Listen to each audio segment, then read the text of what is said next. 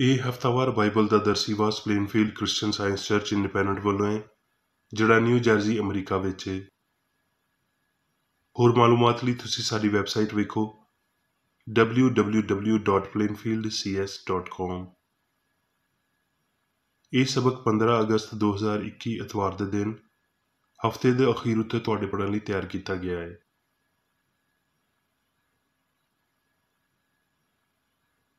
ਮਜ਼ਮੂਨ ਜਾਨ, ਸੁਨਹਿਰੀ ਮਤਨ, ਜ਼ਬੂਰ। ਉਹ ਮੇਰੀ ਜਾਨ ਨੂੰ ਬਹਾਲ ਕਰਦਾ ਹੈ, ਉਹ ਮੈਨੂੰ ਆਪਣੇ ਨਾਂ ਦੀ ਖਾਤਰ ਸੱਚਾਈ ਦੀਆਂ ਰਾਹਾਂ ਉੱਤੇ ਲੈ ਟੁਰਦਾ ਹੈ।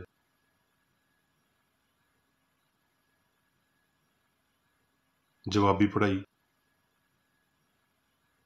ਗ੍ਰੰਥੀਓ।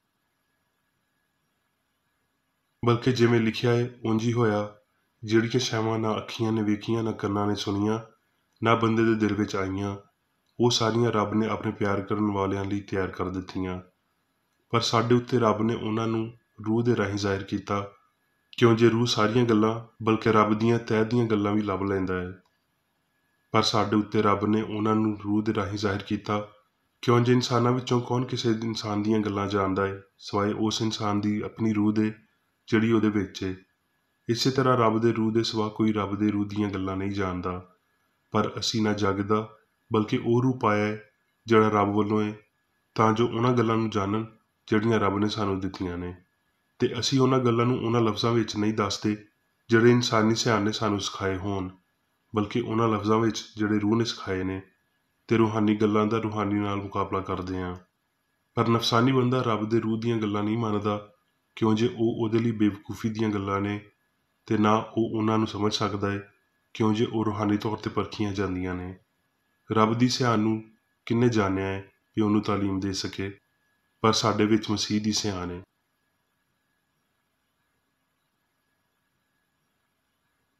ਦਰਸੀਵਾਜ਼ ਬਾਈਬਲ ਵਿੱਚੋਂ ਜ਼ਬੂਰ। ਮੇਰੀ ਜਾਨ ਖੁਦਾਵੰਦ ਵਿੱਚ ਖੁਸ਼ ਰਹੇਗੀ ਤੇ ਉਹਦੀ ਮੁਕਤੀ ਨਾਲ ਸ਼ਾਦਮਾਨ ਹੋਵੇਗੀ।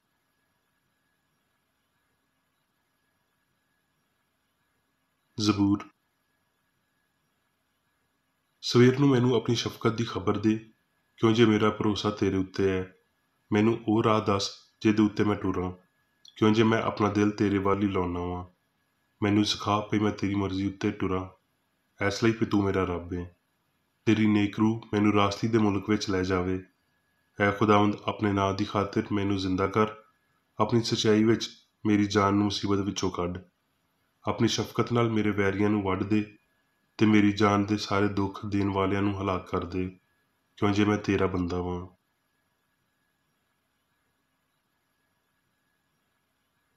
ਮੱਤੀ।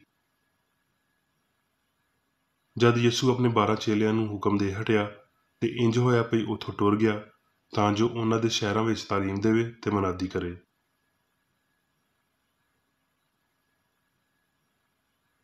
ਮੱਤੀ। ਉਸ ਵੇਲੇ ਲੋਕੀ ਉਹਦੇ ਕੋਲ ਇੱਕ ਅੰਨੇ ਗੁੰਗੇ ਨੂੰ ਲਿਆਏ ਜਿਹਦੇ ਵਿੱਚ ਬਦਰੂ ਸੀ। ਉਹਨੇ ਉਹਨੂੰ ਚੰਗਾ ਕਰ ਦਿੱਤਾ। ਇਸ ਤਰ੍ਹਾਂ ਗੁੰਗਾ ਬੋਲਣ ਤੇ ਵੇਖਣ ਲੱਗ ਪਿਆ, ਤੇ ਸਾਰਾ ਜੱਥਾ ਹੈਰਾਨ ਹੋ ਕੇ ਆਖਣ ਲੱਗ ਗਿਆ, ਭਈ ਇਹ ਦਾਊਦ ਦਾ ਪੁੱਤਰ ਹੈ। ਫਰੀਸੀਆਂ ਨੇ ਸੁਣ ਕੇ ਆਖਿਆ, ਭਈ ਇਹ ਬਦਰੂਆਂ ਦੇ ਸਰਦਾਰ ਬੇਲਜ਼ਬੂਲ ਦੀ ਮਦਦ ਤੋਂ ਬਗੈਰ ਬਦਰੂਆਂ ਨੂੰ ਨਹੀਂ ਕੱਢਦਾ। ਉਹਨੇ ਉਹਨਾਂ ਦੇ ਖਿਆਲਾਂ ਨੂੰ ਜਾਣ ਕੇ ਉਹਨਾਂ ਨੂੰ ਆਖਿਆ, ਜਿਸ ਪਾਤਸ਼ਾਹੀ ਵਿੱਚ ਫੁੱਟ ਪੈਂਦੀ ਏ ਉਹ ਵੀਰਾਨ ਹੋ ਜਾਂਦੀ ਏ, ਤੇ ਜਿਸ ਸ਼ਹਿਰ ਜਾਂ ਘਰ ਵਿੱਚ ਫੁੱਟ ਪਵੇਗੀ ਉਹ ਕਾਇਮ ਨਾ ਰਹੇਗਾ। ਤੇ ਜੇ ਸ਼ੈਤਾਨ ਨੇ ਹੀ ਸ਼ੈਤਾਨ ਨੂੰ ਕੱਢਿਆ ਤੇ ਉਹ ਆਪ ਆਪਣਾ ਮੁਖਾਲਫ ਹੋ ਗਿਆ, ਫਿਰ ਉਹਦੀ ਬਾਦਸ਼ਾਹੀ ਕਿਉਂ ਕਾਇਮ ਰਹੇਗੀ। ਤੇ ਜੇ ਮੈਂ ਬਿਲਜ਼ਬੂਲ ਦੀ ਮਦਦ ਨਾਲ ਬਦਰੂਆਂ ਨੂੰ ਕੱਢਦਾ ਵਾਂ, ਤੇ ਤੁਹਾਡੇ ਪੁੱਤਰ ਕਿਹਦੀ ਮਦਦ ਨਾਲ ਕੱਢਦੇ ਨੇ, ਇਸ ਲਈ ਉਹੀ ਤੁਹਾਡੇ ਮੁਨਸਫ ਹੋਣਗੇ। ਪਰ ਜੇ ਮੈਂ ਰੱਬ ਦੇ ਰੂਹ ਦੀ ਮਦਦ ਨਾਲ ਬਦਰੂਆਂ ਨੂੰ ਕੱਢਦਾ ਵਾਂ, ਤੇ ਰੱਬ ਦੀ ਬਾਦਸ਼ਾਹੀ ਤੁਹਾਡੇ ਕੋਲ ਅੱਪੜ ਗਈ ਏ।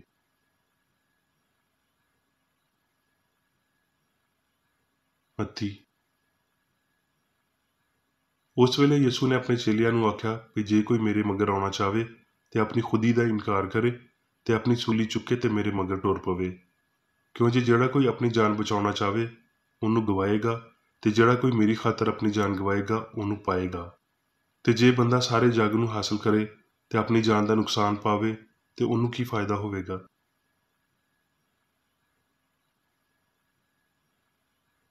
ਮੱਤੀ। ਤੇ ਜਦੋਂ ਉਹ ਕਫਰਨਹੂਮ ਵਿੱਚ ਦਾਖਲ ਹੋਇਆ ਤੇ ਇੱਕ ਸੂਬੇਦਾਰ ਉਹਦੇ ਕੋਲ ਆਇਆ ਤੇ ਉਹਦੀ ਮਿੰਨਤ ਕਰਕੇ ਆਖਿਆ, ਹੈ ਖੁਦਾਵੰਦ, ਮੇਰਾ ਖਾਦਮ ਫਾਲਜ ਦਾ ਮਾਰਿਆ ਘਰ ਵਿੱਚ ਪਿਆ ਏ ਤੇ ਬਹੁਤ ਤਕਲੀਫ ਵਿੱਚ ਏ। ਉਹਨੇ ਉਹਨੂੰ ਆਖਿਆ, ਮੈਂ ਆ ਕੇ ਉਹਨੂੰ ਸ਼ਿਫਾ ਦੇਵਾਂਗਾ। ਸੂਬੇਦਾਰ ਨੇ ਜਵਾਬ ਵਿੱਚ ਆਖਿਆ, ਹੈ ਖੁਦਾਵੰਦ, ਮੈਂ ਇਸ ਲਾਇਕ ਨਹੀਂ ਕਿ ਤੂੰ ਮੇਰੀ ਛੱਤ ਦੇ ਹੇਠਾਂ ਆਵੇਂ, ਬਲਕਿ ਸਿਰਫ ਜ਼ੁਬਾਨ ਨਾਲ ਆਖ ਦੇ ਤੇ ਮੇਰਾ ਖਾਦਮ ਸ਼ਿਫਾ ਪਾ ਜਾਵੇਗਾ। ਕਿਉਂ ਜੇ ਮੈਂ ਵੀ ਦੂਜਿਆਂ ਦੇ ਇਖਤਿਆਰ ਵਿੱਚ ਆਵਾਂ ਤੇ ਸਿਪਾਹੀ ਮੇਰੇ ਮਾਤਹਿਤ ਨੇ। ਜਦੋਂ ਇੱਕ ਨੂੰ ਆਖਦਾ ਵਾਂ ਭਈ ਜਾ ਤੇ ਉਹ ਜਾਂਦਾ ਏ, ਤੇ ਦੂਜੇ ਨੂੰ ਭਈ ਤੂੰ ਆ ਤੇ ਉਹ ਆਉਂਦਾ ਏ, ਤੇ ਆਪਣੇ ਨੌਕਰ ਨੂੰ ਭਈ ਤੂੰ ਇਹ ਕਰ ਤੇ ਉਹ ਕਰਦਾ ਏ। ਯਿਸੂ ਇਹ ਸੁਣ ਕੇ ਹੈਰਾਨ ਹੋਇਆ ਤੇ ਮਗਰ ਆਉਣ ਵਾਲਿਆਂ ਨੂੰ ਆਖਿਆ, ਮੈਂ ਤੁਹਾਨੂੰ ਸੱਚ ਆਖਦਾ ਵਾਂ ਭਈ ਮੈਂ ਇਸਰਾਈਲ ਵਿੱਚ ਵੀ ਅਜਿਹਾ ਈਮਾਨ ਨਹੀਂ ਵੇਖਿਆ। ਤੇ ਮੈਂ ਤੁਹਾਨੂੰ ਆਖਦਾ ਵਾਂ ਭਈ ਬਥੇਰੇ ਪੂਰਬ ਤੇ ਪੱਛਮ ਵੱਲੋਂ ਆ ਕੇ ਇਬਰਾਹੀਮ ਤੇ ਇਜ਼ਹਾਕ ਤੇ ਯਕੂਬ ਦੇ ਨਾਲ ਅਸਮਾਨ ਦੀ ਬਾਦਸ਼ਾਹੀ ਦੀ ਜ਼ਿਆਫਤ ਵਿੱਚ ਸ਼ਰੀਕ ਹੋਣਗੇ। ਪਰ ਬਾਦਸ਼ਾਹੀ ਦੇ ਪੁੱਤਰ ਬਾਹਰ ਹਨੇਰੇ ਵਿੱਚ ਸੁੱਟ ਦਿੱਤੇ ਜਾਣਗੇ, ਉੱਥੇ ਰੋਣਾ ਤੇ ਦੰਦਾਂ ਦਾ ਪੀਸਣਾ ਹੋਵੇਗਾ। ਤੇ ਯਿਸੂ ਨੇ ਸੂਬੇਦਾਰ ਨੂੰ ਆਖਿਆ, ਜਿਵੇਂ ਤੇਰਾ ਈਮਾਨ ਹੈ ਤੇਰੇ ਲਈ ਉਂਝ ਹੀ ਹੋਵੇ। ਤੇ ਉਸੇ ਵੇਲੇ ਖਾਦਮ ਨੇ ਸ਼ਫਾ ਪਾਈ।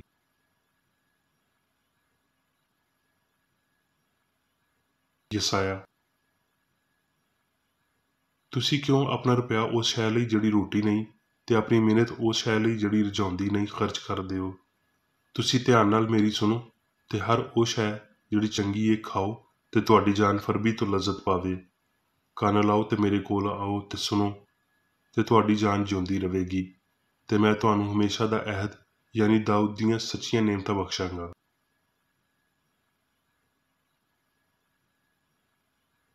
ਇਫਸੀਓਂ। ਇਸ ਲਈ ਮੈਂ ਇਹ ਆਖਦਾ ਵਾਂ ਤੇ ਖੁਦਾਵੰਦ ਵਿੱਚ ਜਿਤਾਉਣਾ ਵਾਂ ਵੀ ਜਿਵੇਂ ਗੈਰ ਕੌਮਾਂ ਆਪਣੇ ਬੇਹੂਦਾ ਖਿਆਲਾਂ ਦੇ ਮੁਤਾਬਕ ਟੁਰਦੀਆਂ ਨੇ, ਤੁਸੀਂ ਅੱਗੇ ਤੋਂ ਉਸ ਤਰ੍ਹਾਂ ਨਾ ਟੁਰਨਾ। ਕਿਉਂ ਜੇ ਉਹਨਾਂ ਦੀ ਸਿਆਣ ਹਨੇਰ ਹੋ ਗਈ ਏ ਤੇ ਉਹ ਉਸ ਨਾਦਾਨੀ ਦੇ ਪਾਰੋਂ ਜਿਹੜੀ ਉਹਨਾਂ ਦੇ ਵਿੱਚ ਏ ਤੇ ਆਪਣੇ ਦਿਲਾਂ ਦੀ ਸਖਤੀ ਦੇ ਪਾਰੋਂ ਰੱਬ ਦੀ ਹਯਾਤੀ ਵਿੱਚੋਂ ਖਾਰਜ ਨੇ। ਉਹਨਾਂ ਨੇ ਸੁੰਨ ਹੋ ਕੇ ਸ਼ਹਿਵਤ ਪ੍ਰਸਤੀ ਨੂੰ ਇਖਤਿਆਰ ਕੀਤਾ ਤਾਂ ਜੋ ਹਰ ਤਰ੍ਹਾਂ ਦੇ ਗੰਦੇ ਕੰਮ ਹਿਰਸ ਨਾਲ ਕਰਨ। ਪਰ ਤੁਸੀਂ ਮਸੀਹ ਦੀ ਅਜਿਹੀ ਤਾਲੀਮ ਨਹੀਂ ਪਾਈ, ਬਲਕਿ ਤੁਸੀਂ ਮਸੀਹ ਦੀ ਉਸ ਸੱਚਾਈ ਦੇ ਮੁਤਾਬਕ ਜਿਹੜੀ ਯਿਸੂ ਵਿੱਚ ਏ ਉਹਦੀ ਸੁਣੀ ਤੇ ਉਹਦੇ ਵਿੱਚ ਇਹ ਤਾਲੀਮ ਪਾਈ ਹੋਵੇਗੀ ਵੀ ਤੁਸੀਂ ਆਪਣੇ ਅਗਲੇ ਚਾਲ ਚੱਲਣ ਦੀ ਪੁਰਾਣੀ ਇਨਸਾਨੀਅਤ ਨੂੰ ਲਾ ਦਿਓ ਜਿਹੜੀ ਫਰੇਬ ਦੀਆਂ ਸ਼ਹਿਵਤਾਂ ਦੇ ਪਾਰੋਂ ਖਰਾਬ ਹੁੰਦੀ ਜਾਂਦੀ ਏ, ਤੇ ਆਪਣੀ ਸਿਆਣ ਦੀ ਰੂਹਾਨੀ ਹਾਲਤ ਵਿੱਚ ਨਵੇਂ ਬਣਦੇ ਜਾਓ ਤੇ ਨਵੀਂ ਇਨਸਾਨੀਅਤ ਨੂੰ ਪਾ ਲਵੋ ਜਿਹੜੀ ਰੱਬ ਦੇ ਮੁਤਾਬਕ ਰਾਸਤਬਾਜ਼ੀ ਤੇ ਪਾਕੀਜ਼ਗੀ ਵਿੱਚ ਪੈਦਾ ਕੀਤੀ ਗਈ ਏ।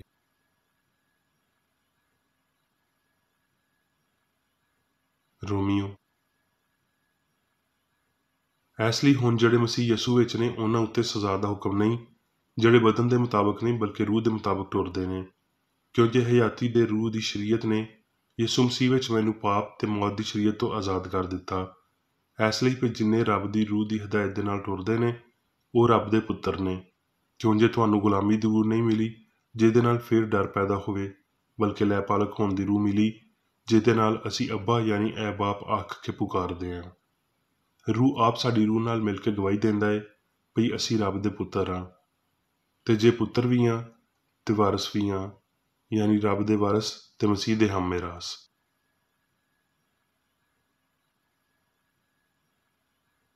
ਹੁਣ ਮੈਂ ਮੇਰੀ ਬੇਕਰ ਰੇਡੀ ਦੀ ਲਿਖੀ ਹੋਈ ਕ੍ਰਿਸਚਨ ਸਾਇੰਸ ਦੀ ਦਰਸੀ ਕਿਤਾਬ ਸਾਇੰਸ ਤੇ ਸਿਹਤ ਆਇਤਾਂ ਦੀ ਕੁੰਜੀ ਦੇ ਨਾਲ ਵਿੱਚੋਂ ਲਈਆਂ ਹੋਈਆਂ ਲਿਖਾਈਆਂ ਪੜਾਂਗਾ।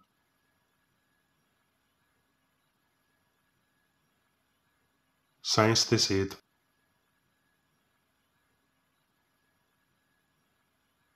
ਜਾਨ ਵਿੱਚ ਲਾਮਹਿਦੂਦ ਵਸਾਇਲ ਨੇ ਜਿਨ੍ਹਾਂ ਤੋਂ ਇਨਸਾਨ ਨੂੰ ਬਰਕਤ ਦੇਣੀ ਹੁੰਦੀ ਏ ਤੇ ਖੁਸ਼ੀ ਹੋਰ ਆਸਾਨੀ ਨਾਲ ਹਾਸਲ ਕੀਤੀ ਜਾਂਦੀ ਏ ਤੇ ਸਾਡੇ ਕਬਜ਼ੇ ਵਿੱਚ ਹੋਰ ਮਹਿਫੂਜ਼ ਰਹੇਗੀ ਜੇ ਜਾਨ ਵਿੱਚ ਤਲਾਸ਼ ਕੀਤੀ ਜਾਵੇਗੀ।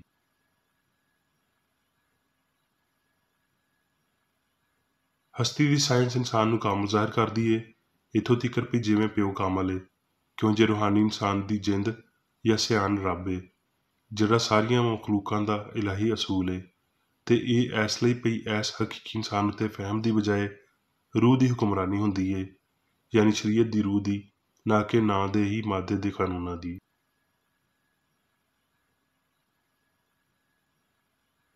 ਮਾਦੇ ਦੇ ਬਸ ਨਾਂ ਦੇ ਕਾਨੂੰਨ ਤੇ ਤਿੱਬੀ ਸਾਇੰਸ ਨੇ ਕਦੀ ਇਨਸਾਨ ਨੂੰ ਮੁਕੰਮਲ ਹਮਾਹੰਗ ਤੇ ਲਾਫਾਨੀ ਨਹੀਂ ਬਣਾਇਆ। ਇਨਸਾਨ ਉਦੋਂ ਹਮਾਹੰਗ ਹੁੰਦਾ ਹੈ ਜਦੋਂ ਰੂਹ ਦੀ ਨਿਗਰਾਨੀ ਵਿੱਚ ਹੁੰਦਾ ਹੈ। ਇਸੇ ਤਰ੍ਹਾਂ ਹਸਤੀ ਦੀ ਸੱਚਾਈ ਨੂੰ ਸਮਝਣ ਦੀ ਅਹਿਮੀਅਤ ਹੈ ਜਿਹੜੀ ਰੂਹਾਨੀ ਵਜੂਦੀਅਤ ਦੇ ਅਸੂਲਾਂ ਨੂੰ ਜ਼ਾਹਿਰ ਕਰਦੀ ਹੈ।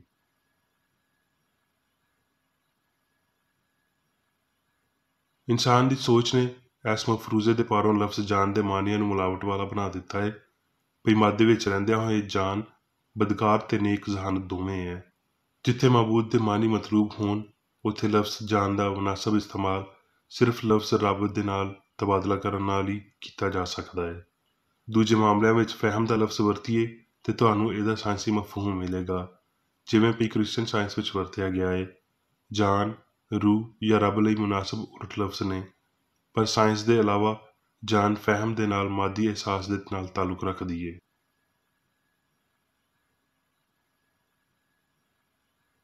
ਇਹ ਜਾਣਦਿਆਂ ਹੋਏ ਕਿ ਜਾਨ ਤੇ ਉਹਦੀਆਂ ਖਸਲਤਾਂ ਹਮੇਸ਼ਾ ਲਈ ਇਨਸਾਨ ਦੇ ਰਾਹੀਂ ਜ਼ਾਹਿਰ ਕੀਤੀਆਂ ਜਾਂਦੀਆਂ ਰਹੀਆਂ ਨੇ, ਮਾਲਕ ਨੇ ਬਿਮਾਰ ਨੂੰ ਸ਼ਿਫਾ ਦਿੱਤੀ, ਅੰਨੇ ਨੂੰ ਅੱਖੀਆਂ ਦਿੱਤੀਆਂ, ਬੋਲੇ ਨੂੰ ਕੰਨ ਦਿੱਤੇ, ਲੰਗੜੀ ਨੂੰ ਪੈਰ ਦਿੱਤੇ।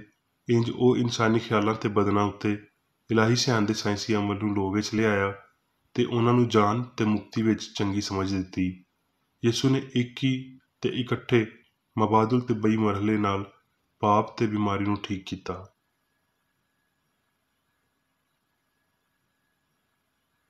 ਜਿੰਦ ਮਾਦਾ ਹਯਾਤੀ ਇਨਸਾਨ ਦੀ ਜ਼ਹਾਨਤ ਹੈ ਜਿਹਦੀ ਇਨਫਰਾਦੀਅਤ ਹੁੰਦੀ ਹੈ ਪਰ ਮਾਦੇ ਵਿੱਚ ਨਹੀਂ।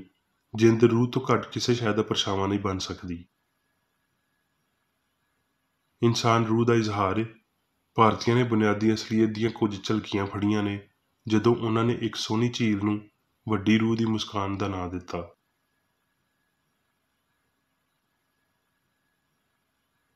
ਲੋਕਾਂ ਦੇ ਮੁਖਾਲਫ ਤੇ ਝੂਠੇ ਨਜ਼ਰੀਆਂ ਨੇ ਮਸੀਹ ਦੀ ਰੱਬ ਦੇ ਨਾਲ ਹਯਾਤੀ ਨੂੰ ਉਹਨਾਂ ਦੇ ਫਹਿਮ ਤੋਂ ਲੁਕੋ ਕੇ ਰੱਖਿਆ। ਉਹ ਉਹਦੀ ਰੂਹਾਨੀ ਵਜੂਦੀਅਤ ਦਾ ਸ਼ਊਰ ਨਾ ਪਾ ਸਕੇ। ਉਹਨਾਂ ਦੇ ਬਦਨੀ ਜ਼ੇਨ ਇਹਦੇ ਨਾਲ ਵੈਰ ਰੱਖਦੇ ਸੀ।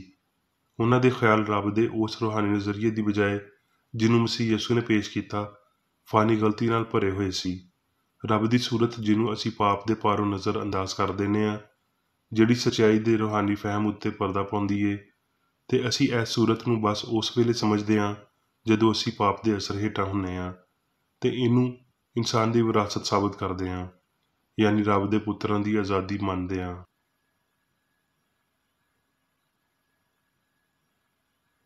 ਜਾਨ ਇਨਸਾਨ ਦਾ ਇਲਾਹੀ ਅਸੂਲ ਹੈ ਤੇ ਇਹ ਕਦੀ ਪਾਪ ਨਹੀਂ ਕਰਦੀ, ਇਸ ਲਈ ਜਾਨ ਲਾਫਾਨੀ ਹੈ।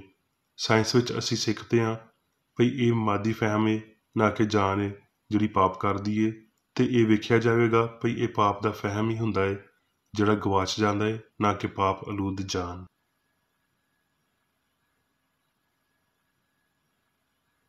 ਮਾਦੀ ਇਨਸਾਨ ਆਪਣੇ ਆਪ ਨੂੰ ਮਾਦੀ ਵਿਖਾਲੀ ਦਿੰਦਾ ਹੈ, ਜਦ ਕਿ ਇਨਸਾਨ ਸ਼ਬੀਹ, ਖਿਆਲ ਹੈ, ਫਰੇਬ ਨਜ਼ਰੀ, ਪਾਪ, ਬਿਮਾਰੀ ਤੇ ਮੌਤ ਮਾਦੀ ਫਹਿਮ ਦੀ ਝੂਠੀ ਗਵਾਹੀ ਤੋਂ ਜਨਮ ਲੈਂਦੇ ਨੇ, ਜਿਹੜੀ ਲਾਮਹਿਦੂਦ ਰੂਹ ਦੇ ਮਰਕਜ਼ੀ ਫਾਸਲੇ ਤੋਂ ਬਾਹਰ ਇੱਕ ਫਰਜ਼ੀ ਨਜ਼ਰੀਏ ਤੋਂ ਸਿਆਣ ਤੇ ਅਸਲ ਦੀ ਮੁੜੀ ਹੋਈ ਤਸਵੀਰ ਪੇਸ਼ ਕਰਦੀ ਏ, ਜਿਹਦੇ ਵਿੱਚ ਹਰ ਸ਼ੈ ਉੱਤੇ ਤੋਂ ਲੈ ਕੇ ਹੇਠਾਂ ਤੀਕਰ ਪੁੱਠੀ ਹੋਈ ਹੁੰਦੀ ਏ।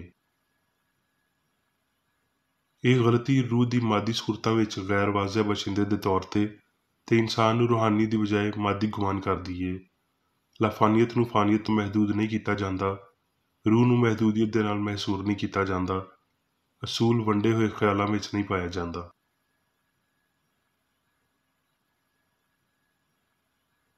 ਗਲਤੀਆਂ ਦੇ ਫਹਿਮ ਨੂੰ ਕਲਅਦਮ ਕਰਨ ਦੀ ਕੋਸ਼ਿਸ਼ ਵਿੱਚ ਕਿਸੇ ਵੀ ਬੰਦੇ ਨੂੰ ਪੂਰੇ ਤੇ ਇਨਸਾਫ ਦੇ ਤੌਰ ਤੇ ਬਹੁਤ ਅਨਮੋਲ ਕੀਮਤ ਭਰਨੀ ਪਵੇਗੀ, ਜਦ ਤੀਕਰ ਪਈ ਸਾਰੀ ਗਲਤੀ ਪੂਰੇ ਤੌਰ ਤੇ ਸੱਚਾਈ ਦੇ ਹੇਠਾਂ ਨਹੀਂ ਕਰ ਦਿੱਤੀ ਜਾਂਦੀ।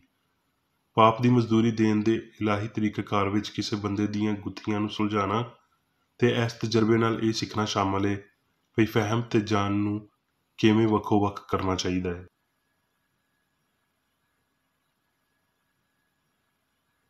ਇਲਾਹੀ ਸਾਇੰਸ ਨਵੀਂ ਮੈਂ ਪੁਰਾਣੀਆਂ ਮਸ਼ਕਾਂ ਵਿੱਚ ਜਾਨ ਨੂੰ ਮਾਦੇ ਵਿੱਚ ਤੇ ਨਾ ਹੀ ਲਾਮਹਿਦੂਦ ਨੂੰ ਮਹਿਦੂਦ ਵਿੱਚ ਪਾਉਂਦੀ ਏ। ਜਦੋਂ ਅਸੀਂ ਰੂਹ ਦੀਆਂ ਅਸਲੀਅਤਾਂ ਨੂੰ ਫੜ ਲੈਂਦੇ ਹਾਂ ਤੇ ਸਾਡੇ ਮਾਦੇ ਦੇ ਬਾਰੇ ਝੂਠੇ ਖਿਆਲ ਮੁੱਕ ਜਾਂਦੇ ਨੇ। ਪੁਰਾਣੇ ਅਕੀਦੇ ਨੂੰ ਬਾਹਰ ਕੱਢਣਾ ਚਾਹੀਦਾ ਹੈ, ਨਹੀਂ ਤੇ ਨਵਾਂ ਖਿਆਲ ਵਗ ਜਾਵੇਗਾ ਤੇ ਉਹ ਇਲਹਾਮ ਜਿਹਨੇ ਸਾਡਾ ਨੁਕਤਾ ਨਜ਼ਰ ਬਦਲਣਾ ਹੈ ਉਹ ਗਵਾਚ ਜਾਵੇਗਾ।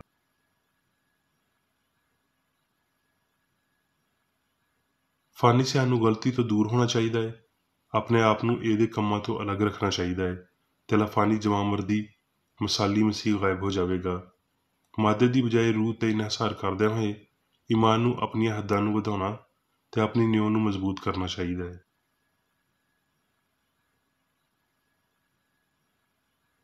ਅਸੀਂ ਝੂਠੀਆਂ ਬੁਨਿਆਦਾਂ ਉੱਤੇ ਮਹਿਫੂਜ਼ ਮਕਾਨ ਨਹੀਂ ਬਣਾ ਸਕਦੇ।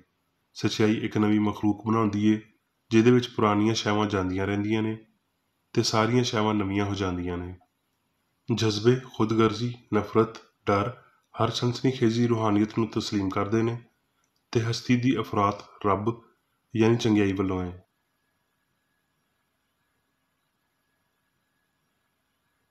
ਮਸੀਹਤ ਦੀ ਫਿਤਰਤ ਅਮਨ ਪਸੰਦ ਤੇ ਬਰਕਤ ਵਾਲੀ ਏ, ਪਰ ਬਾਦਸ਼ਾਹੀ ਵਿੱਚ ਵੜਨ ਲਈ ਆਸ ਦਾ ਲੰਗਰ ਉਸ ਸ਼ਕੀਨਾ ਦੇ ਅੰਦਰ ਮਾਦੇ ਦੇ ਪਰਦੇ ਤੋਂ ਅੱਗੇ ਸੁੱਟਣਾ ਜ਼ਰੂਰੀ ਏ ਜਿਹਦੇ ਵਿੱਚੋਂ ਯਿਸੂ ਸਾਡੇ ਤੋਂ ਪਹਿਲਾਂ ਲੰਘ ਚੁੱਕਿਆ ਹੈ ਤੇ ਮਾਦੇ ਤੋਂ ਅੱਗੇ ਦੀ ਇਹ ਤਰੱਕੀ ਰਾਸਤਬਾਜ਼ ਦੀਆਂ ਖੁਸ਼ੀਆਂ ਤੇ ਫਤਹਮੰਦੀ ਤੇ ਇਹਦੇ ਨਾਲ ਨਾਲ ਉਹਦੀਆਂ ਤਕਲੀਫਾਂ ਤੇ ਦੁੱਖਾਂ ਦੇ ਨਾਲ ਆਉਂਦੀ ਏ।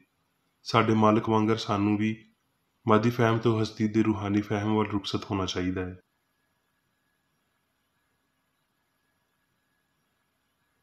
ਮਾਦੀ ਹਯਾਤੀ ਦੇ ਅਕੀਦੇ ਤੇ ਸੁਪਨੇ ਤੋਂ ਬਿਲਕੁਲ ਵੱਖਰੀ ਇਲਾਹੀ ਹਯਾਤੀ ਏ ਜਿਹੜੀ ਰੂਹਾਨੀ ਫਹਿਮ ਤੇ ਸਾਰੀ ਧਰਤੀ ਉੱਤੇ ਇਨਸਾਨ ਦੀ ਹੁਕਮਰਾਨੀ ਦੀ ਸਿਆਣ ਨੂੰ ਜ਼ਾਹਿਰ ਕਰਦੀ ਏ।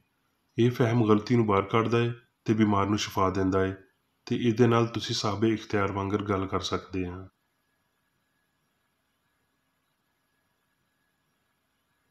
ਹੁਣ ਮੈਂ ਮੇਰੀ ਬੇਕਰ ਰੇਡੀ ਵੱਲੋਂ ਚਰਚ ਮੈਨੂਅਲ ਵਿੱਚ ਦਿੱਤੇ ਹੋਏ ਰੋਜ਼ਾਨਾ ਦੇ 3 ਫਰਜ਼ ਪੜਾਂਗਾ।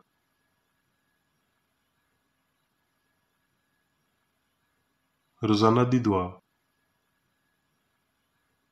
ਇਸ ਚਰਚ ਦੇ ਹਰ ਰੁਕਨ ਦਾ ਇਹ ਫਰਜ਼ ਹੈ ਕਿ ਉਹ ਹਰ ਰੋਜ਼ ਇਹ ਦੁਆ ਕਰੇ, ਤੇਰੀ ਬਾਦਸ਼ਾਹੀ ਆਵੇ, ਇਲਾਹੀ ਸੱਚਾਈ, ਹਯਾਤੀ ਤੇ ਪਿਆਰ ਦੀ ਸਲਤਨਤ ਮੇਰੇ ਅੰਦਰ ਕਾਇਮ ਹੋਵੇ ਤੇ ਸਾਰੇ ਪਾਪ ਮੈਥੋਂ ਨਿਕਲ ਜਾਣ ਤੇ ਤੇਰਾ ਕਲਾਮ ਸਾਰੇ ਇਨਸਾਨਾਂ ਦੇ ਪਿਆਰ ਨੂੰ ਵਧਾਵੇ ਤੇ ਉਹਨਾਂ ਉੱਤੇ ਹੁਕੂਮਤ ਕਰੇ।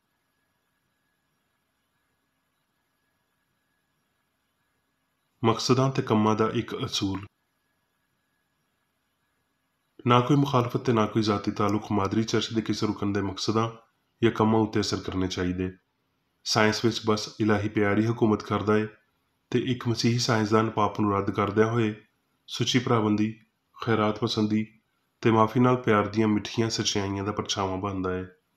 ਇਸ ਚਰਚ ਦੇ ਸਾਰੇ ਰੁਕਨਾਂ ਨੂੰ ਸਾਰੇ ਪਾਪਾਂ ਤੋਂ, ਗਲਤ ਤਰ੍ਹਾਂ ਦੀਆਂ ਪੇਸ਼ਨਗੋਈਆਂ, ਮੁਨਸਫੀਆਂ, ਮੁਜ਼ੰਮਤਾਂ, ਸਲਾਵਾਂ, ਗਲਤ ਅਸਰਾਂ ਨੂੰ ਲੈਣ ਤੇ ਗਲਤ ਅਸਰ ਦੇਣ ਤੋਂ ਆਜ਼ਾਦ ਰਹਿਣ ਲਈ ਹਰ ਰੋਜ਼ ਖਿਆਲ ਰੱਖਣਾ ਚਾਹੀਦਾ ਏ ਤੇ ਦੁਆ ਕਰਨੀ ਚਾਹੀਦੀ ਏ।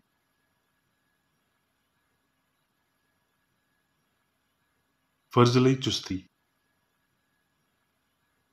ਇਸ ਚਰਚ ਦੇ ਹਰ ਰੁਕਨ ਦਾ ਇਹ ਫਰਜ਼ ਹੈ ਕਿ ਉਹ ਹਰ ਰੋਜ਼ ਜਾਰਿਹਾਨਾ ਜ਼ਹਿਨੀ ਸਲਾਮਤ ਦੇ ਖਿਲਾਫ ਆਪਣੇ ਆਪ ਨੂੰ ਤਿਆਰ ਰੱਖੇ ਤੇ ਰੱਬ, ਆਪਣੇ ਕਾਇਦ ਤੇ ਇਨਸਾਨਾਂ ਲਈ ਆਪਣੇ ਫਰਜ਼ਾਂ ਨੂੰ ਨਾ ਕਦੀ ਭੁੱਲੇ ਤੇ ਨਾ ਕਦੀ ਨਜ਼ਰਅੰਦਾਜ਼ ਕਰੇ।